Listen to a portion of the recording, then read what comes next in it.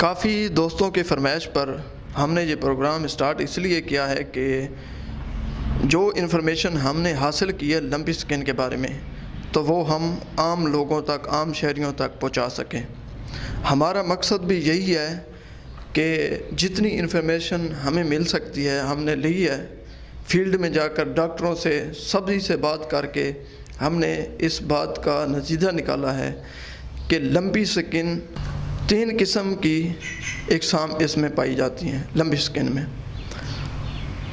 وہ ہم آپ کو تفصیلاً بتا رہے ہیں اور اس پر عمل کیجئے، انشاءاللہ آپ ہمیں دعائیں کریں گے۔ آپ دیکھ رہے ہیں کے ٹی وی خان سر، نوید ممتاز آپ کی خدمت میں حاضر ہے۔ ناظرین، آج ہم بات کریں گے لمپی سکن کے بارے میں۔ لمپی سکن اس وقت پاکستان کے کونے کونے میں پھیل چکی ہے، تو ناظرین جتنی انفارمیشن ہمارے پاس آئی ہے یا ہمیں ملی ہے ہم نے سوچا کہ آپ کو شیئر کر دیں۔ ناظرین، لمپی سکن بیماری جو ہے یہ 3 اقسام کی پائی گئی ہیں، ایک نارمل ہے، دوسری خطرناک اور تیسری اس سے بھی زیادہ خطرناک۔ تو ناظرین ہم پہلے شروع کریں گے بات نارمل سے۔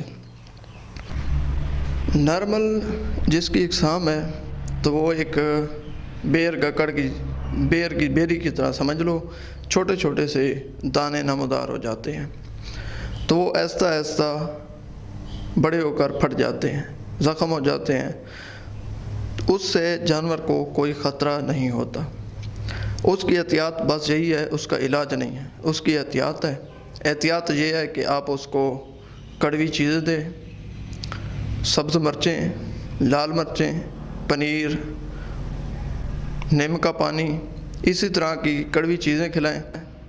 جس جگہ پر آپ نے اس کو باندھنا ہے تو اس کے نیچے چونا کھلا دینا ہے، تھوڑا تھوڑا سا چونا ڈال دیں گے، چونے سے جو جراثیم نیچے سے آتے ہیں وہ کنٹرول ہو جاتے ہیں۔ دوسری اقسام لمپی سکن کی یہ ہے کہ اس جانور کے جسم پر چھوٹے چھوٹے دانوں کی شکل میں ایسے نمودار ہوں گے، مگر وہ دانے بنیں گے نہیں۔ جیسے نمودار ہوں گے کچھ دیر بعد، 1 دن بعد، 24 گھنٹے بعد، 12 گھنٹے بعد وہ پھر سے ختم ہو جائیں گے، غائب ہو جائیں گے۔ جیسے غائب ہوں گے تو آپ سمجھیں گے کہ ہمارا جانور بالکل ٹھیک ہو گیا، مگر وہ ٹھیک نہیں ہوگا۔ اس کے جو اثرات ہیں وہ باہر نکلنے کی بجائے اندر چلے گئے ہیں، تو اس سے جانور کو خطرہ لاحق ہو سکتا ہے۔ لہذا آپ کوشش کریں کہ جیسے ہی علامات اس کی ظاہر ہو تو آپ اس کو گرم چیزیں دیں۔ گرم چیزیں دیں گے تو اس کے جو دانے نمودار ہوئے ہیں وہ اندر جانے کی بجائے باہر نکلیں گے۔ اس سے جانور جو ہے وہ اس موذی مرض سے بچ سکتا ہے۔ احتیاط ضروری ہے۔ جیسے ہی وہ باہر نکلیں، زخم بنے، تو ان سے مکھی سے، مچھر سے اور جو عام جانوروں میں ڈنگی وغیرہ پائی جاتی ہے ان سے بچانا بہت ضروری ہے۔ اس کے لیے آپ سپرے کریں، دھواں لگائیں، جس طرح مناسب ہو سکے ان کو بچا لیں۔ تیسری علامات جو سب سے بڑی خطرناک ہے کہ جانوروں کے پاؤں سوج جاتے ہیں، پچھلے پاؤں۔ کوشش کریں کہ اس جانور کو سب سے دور لے جائیں، کیونکہ یہ علامات جو ہے وہ سب سے زیادہ خطرناک ہے۔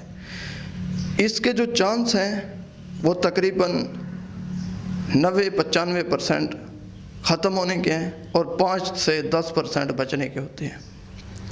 اس مرض سے بچنا بالکل مشکل ہے، ناممکن نہیں ہے، لیکن اس کی ادویات، انجیکشن وغیرہ کوئی چیز نہیں ہے۔ ہاں، اس میں یہ احتیاط ضروری کریں کہ ٹمپریچر ہائی نہ ہونے دیں، جانور کا جتنا ہو سکے کنٹرول میں رکھیں، بخار نہ ہونے دیں۔ پہلے 7 دن تو اس کا علاج ہے ہی نہیں۔ آپ اس کو بخار توڑنے کے لیے اس کے سر کے اوپر پانی ڈالیں، تقریباً 1 گھنٹہ ڈالتے رہیں، اس سے اس کا ٹمپریچر نیچے آ جائے گا۔ جیسے نیچے آئے گا تو اس کا بخار کنٹرول ہو جائے گا۔ لہذا کوشش کریں کہ اپنے جانوروں کو ابھی سے احتیاط کریں۔ یہ بیماری زمین سے نکل رہی ہے، تو آپ جہاں بھی اپنے جانور باندھ رہے ہیں تو اس جگہ پر چونا نچھاور کر دیں۔ ابھی سے جانوروں کو کڑوی چیزیں دینا شروع کر دیں، اس میں کوئی حرج نہیں ہے۔ اور چچڑ اس بیماری کا ذریعہ ہے پھیلنے کا، بہت زیادہ ذریعہ ہے پھیلنے کا، تو لہٰذا چچڑوں کے انجیکشن لگوائیں اور احتیاط کریں۔ میں سب سے یہی گزارش کروں گا کہ ان جعلی ڈاکٹروں سے بچیں اور ان کے جعلی مشوروں سے بچیں۔ نہ ہی اس کی کوئی ابھی تک دوائی ایجاد ہوئی ہے، نہ ہی مارکیٹ میں آئی ہے۔ یہ جتنے بھی ڈاکٹر انجیکشن دے رہے ہیں، گولیاں دے رہے ہیں، سرپیں دے رہے ہیں، یہ سب جعلی ہیں۔ گورنمنٹ کی طرف سے یا ہمارے لائف سٹاک کی طرف سے ابھی تک اس کی کوئی روک تھام کے لیے ویکسین وغیرہ نہیں آئی۔ سبھی سے میں درخواست کروں گا اور خاص کر محکمہ لائف سٹاک سے گزارش کروں گا کہ آپ اپنے ڈاکٹروں کو ہدایت دیں، جو گھروں میں جا کر اپنی فیلڈ کے لوگوں کو آگاہ کریں، اس بیماری کے بارے میں بتائیں اور اس سے احتیاط کی جو تدبیر ہے لازمی لوگوں تک پہنچائیں، تاکہ غریب لوگ جن کا گزر بسر صرف جانوروں پر ہے وہ اس موذی مرض سے اپنے جانوروں کو بچا سکیں۔